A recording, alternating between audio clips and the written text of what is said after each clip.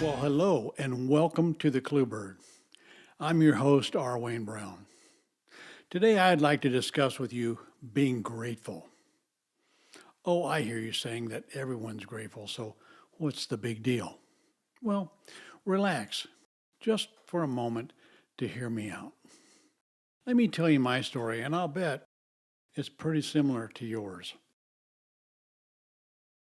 First year or so on this planet, we were pure beings. We had nothing to do except be. We were learning, remembering, and recognizing events and other people, but we were just being, as we had nothing to do. Oh. Well, however, after about a year or so, it all started to change. We had to start doing stuff.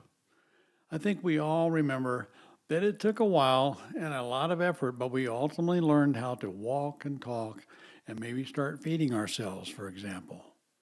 Still, we were mostly just beings, but the doing part started becoming just a little more and more of a time filler for us. And it started taking a little effort on our part as well. But the ever growing doing part of our young lives started becoming more and more significant to us. Moving on to elementary school, getting dressed, keeping up with schoolwork, making and keeping friends, learning sports, and maybe a foreign language, and on it went. We probably didn't realize it, but we were slowly being less and less at the expense of becoming doers. We were slowly morphing from simply being a human being into a doing machine. We started looking and being like little mechanical and robotic beings, endlessly busy doing stuff. And to our disbelief, I think it got worse as high school. It got even busier with us as more demands were placed on us. It seemed to be unrelenting. And looking down the road at our futures, I remember it included maybe a real job, military, college, trade school. It appeared there was no end in sight. Life was only going to get harder and harder, or busier and busier, I thought. And I'll bet you probably felt the same way. Back then, I kind of knew something was wrong, and I was just a little out of balance. I was out of being well-rounded and being able to just easily roll through life. My life slowly began to not be in the round and became a little oblong at best, and it was taking all the energy I had just to keep moving. I remember back then wondering, what's wrong with me? Why am I so busy yet falling behind? Did you feel the same? Probably. I felt empty, hollow, and often sad back when I was young. Like way back, like centuries ago, my kids would tell you. I was busy as I could be, yet often being behind and frustrated, relentlessly doing stuff. Again, I'll bet many of you have thought and felt like me. However, I clearly remember an event I experienced one day way back when I was in school. I was begrudgingly going to church once again with my grandmother. And of course, she had brought something of ours to place on the giving table in front of our church. That table was there so anybody could give anything they could spare to others that had less.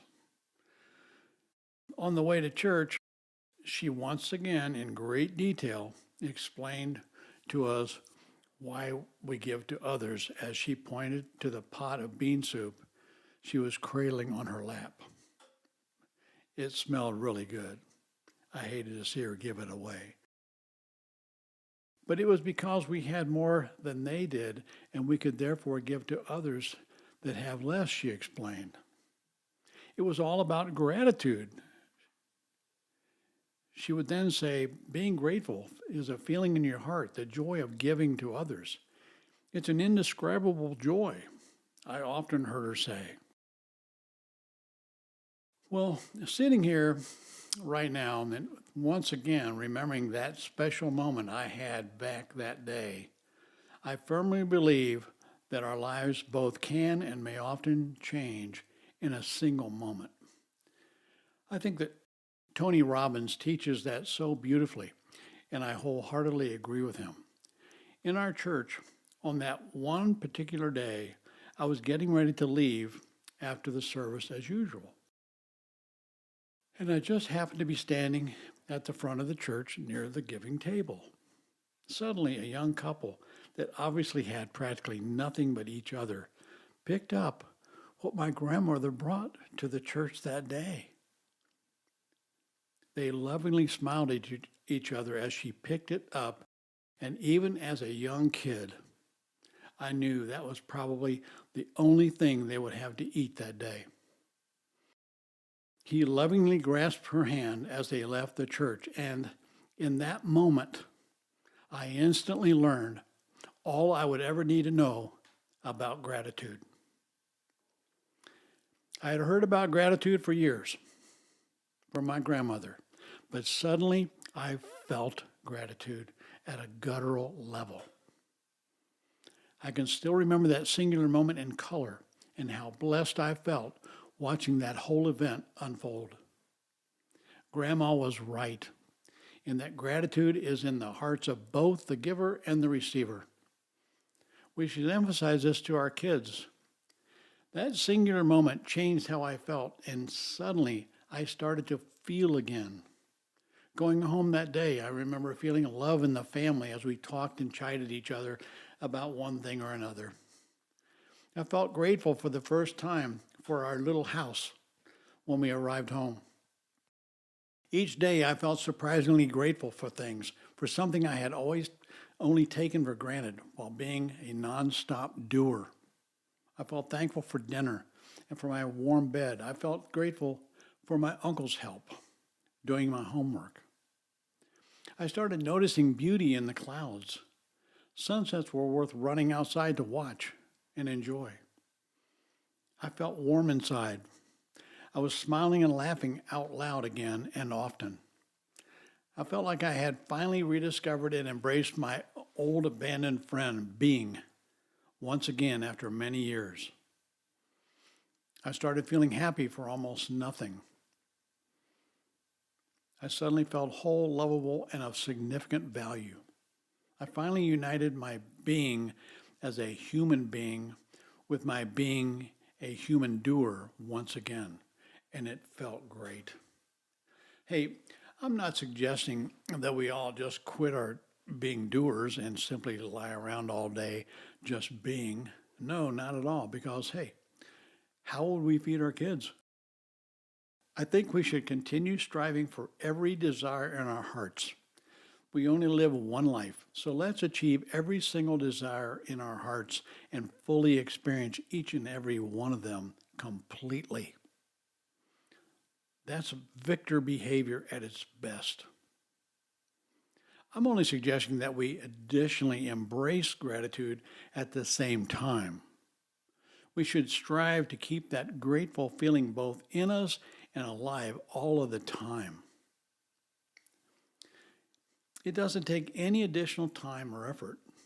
It's just there for the taking. It's free.